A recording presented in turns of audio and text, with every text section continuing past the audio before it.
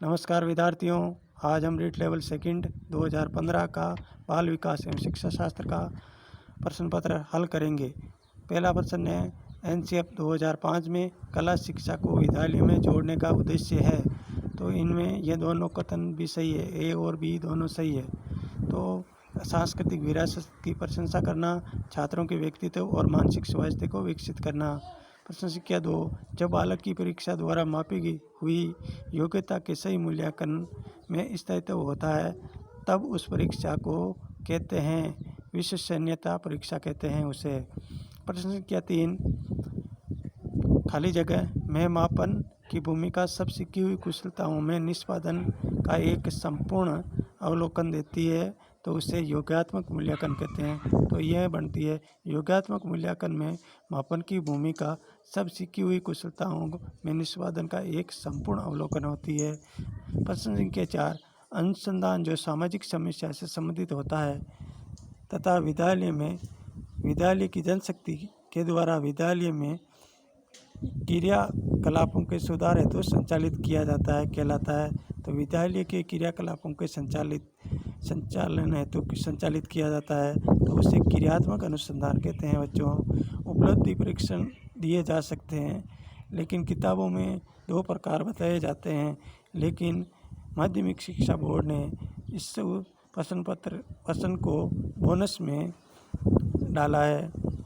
अगला प्रश्न है, प्रश्न संख्या 6, बालकों का मुफ्त एवं अनिवार्य शिक्षा अधिकार अधिनियम 2009 देश में लागू हुआ 1 अप्रैल 2010।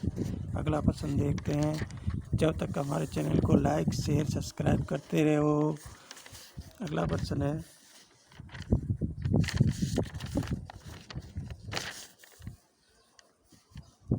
बीसवीं शताब्दी बालक की शताब्दी कहा जाता है। ये परिभाषा किसने दी है?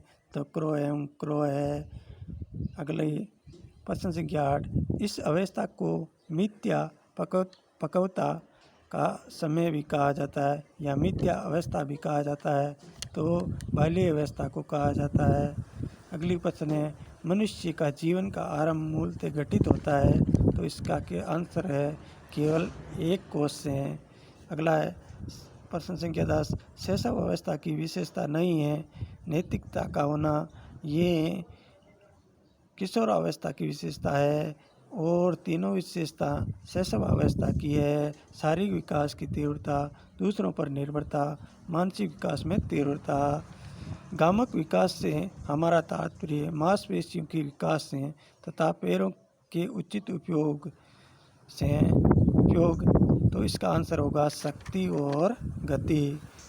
आंसर राइट है डी। अगला प्रश्न देखते हैं। प्रत्यक्ष पत्र समस्याओं का उपयोग किस श्रेणी के प्रयोजन के लिए किया जाता है? तो इसमें प्रौढ़ उत्तर है, बी राइट है। इसमें बच्चे नहीं हैं, चिड़िया नहीं है, पशु नहीं है, प्रौढ़ से संबंधित होता है। यह प्रत्यक्ष पत्र समस्याओं का उपयोग किस श्रेणी के प्रयोजन के लिए किया जाता है? प्रौढ़ों के लिए। समस्या की अचानक समाधान की वकालत करने वाले सिद्धांत का नाम है सूज का सिद्धांत। ये कोहलर ने दिया था। संवेदना ज्ञान की पहली सीढ़ी है। ये कथन मानसिक विकास से संबंधित है। अगला प्रश्न है, निम्न में से सीखने के सही स्तर है। तो सीखने के लिए सबसे पहले हम तथ्य प्राप्त करेंगे, तथ्यों के आधार पर सूचना, सूचना के आधार पर ज्ञान, ज्ञान के आधार पर बोध करेंगे, बोध के बाद प्रज्ञान करेंगे। अगला प्रश्न है, तो इसमें सी आंसर राइट है 15 में। 16 प्रश्न है, परिपक्वता इत्यादि से व्यवहार में उत्पन्न परिवर्तन को भी अधिगम कहा जाता है। तो ये गलत है। प्रशिक्षण द्वारा व्यवहार में स्थायी परिवर्तन को ही अधिगम कहा जाता है। परिपक्वता से अधिगम का लेना देना नहीं है बच्चों। अगला प्रश्न है, चिंतन क्या है? चिंतन शुरू होता है आपके प्रतीकों के प्रयोग से, भाषा के प्रयोग से नहीं होता है, प्रात्यक्षिक प्रक्रिया से नहीं होता है और संप्रत्यय अधिगम से भी नहीं होता है। अगला प्रश्न है प्रश्न संख्या 18, मूरे ने एक स्याही हवा चल रही है तो 18 नंबर प्रश्न देखते हैं। मुरे ने एक परीक्षण की रचना करके इतिहास रच दिया, तो वे क्या है? तो TAT परीक्षण है, थर्मेटेक एप्लीकेशन टेस्ट या विषय आत्मबोध परीक्षण इसे कहते हैं। अगला प्रश्न है, व्यवहारिक बुद्धि को कहा जाता है। व्यवहारिक बुद्धि मूर्त बुद्धि होती है। व्यवहार हम जो करते हैं वह सामने दिखाई देता है, इसलिए व्यवहारिक बुद्धि मूर्त बुद्धि होती है। अगला है, बुद्धि के त्रिआयामी सिद्धांत के अनुसार बुद्धि के कारकों की संख्या इस प्रश्न के अनुसार 120 है। अगला प्रश्न संख्या 21, परिवेश की वस्तु जिसे प्राणी प्राप्त करने का प्रयास करता है कही जाती है, तो इससे कहते हैं प्रेरक कहते हैं। क्या कहते हैं? प्रेरक। प्रबलक, उद्दीपक, प्रलोभन नहीं कहते हैं, इसको प्रेरक कहते हैं। अगला प्रश्न है आपके 22 नंबर प्रश्न, व्यक्तिगत भेद से हमें पाते हैं। तो व्यक्तिगत भेद से हम पाते हैं ए और बी दोनों हैं, विचलनशीलता और प्रतिमानता दोनों उत्तर सही है, ए और बी, इसलिए इसका उत्तर है सी।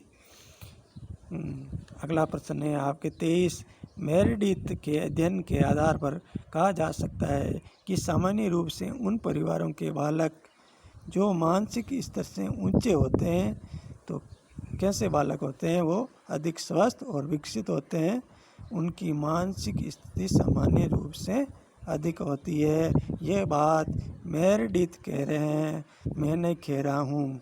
केटल के द्वारा विश्लेषित किए गए व्यक्तित्व के शील गुणों की संख्या कितनी है?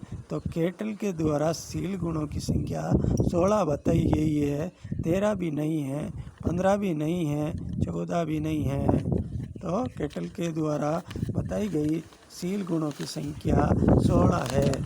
अगला प्रश्न देखते हैं। जब तक चैनल को लाइक, शेयर, सब्सक्राइब जरूर करना बच्चों।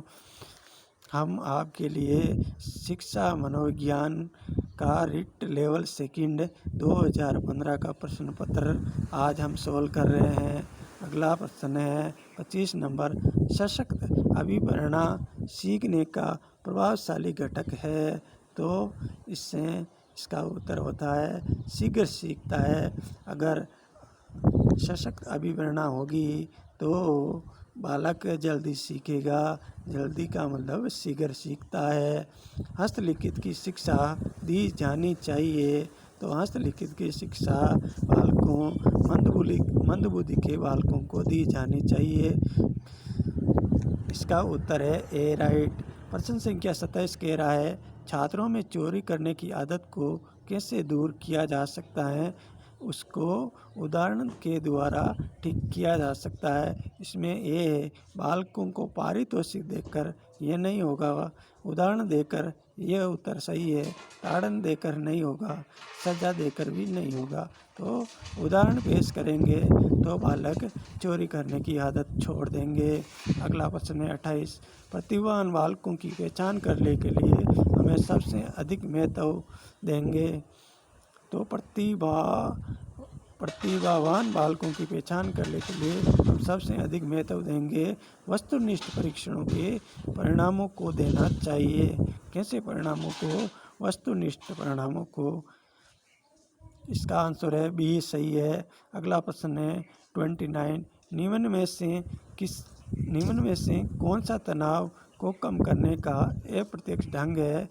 तो विश्लेषण एवं निर्णय ये नहीं है, रुकावट दूर करना ये नहीं है, दूसरे लक्ष्य को प्रतिस्थापन ये नहीं है, तो इसका आंसर है उदात्तीकरण। प्रश्न संख्या 30, निम्न में से कौन सी डिसलेक्सिया की विशेषता नहीं है?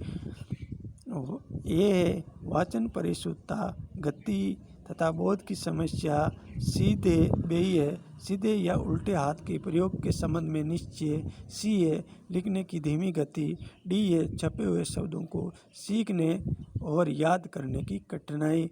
तो इसमें बी राइट है, सीधे या उल्टे हाथ का प्रयोग के संबंध में निश्चय नहीं कर पाता है, तो ये डिसलेक्सिया की विशेषता नहीं है। तो बच्चों, आज हमने रीड लेवल सेकेंड 2015 का बाल विकास एवं शिक्षा शास्त्र का प्रश्न पत्र हल किया। कोई त्रुटि रह गई तो हम इसके लिए खेद प्रकट करते हैं। हमारे चैनल को लाइक, शेयर, सब्सक्राइब ज़रूर करना।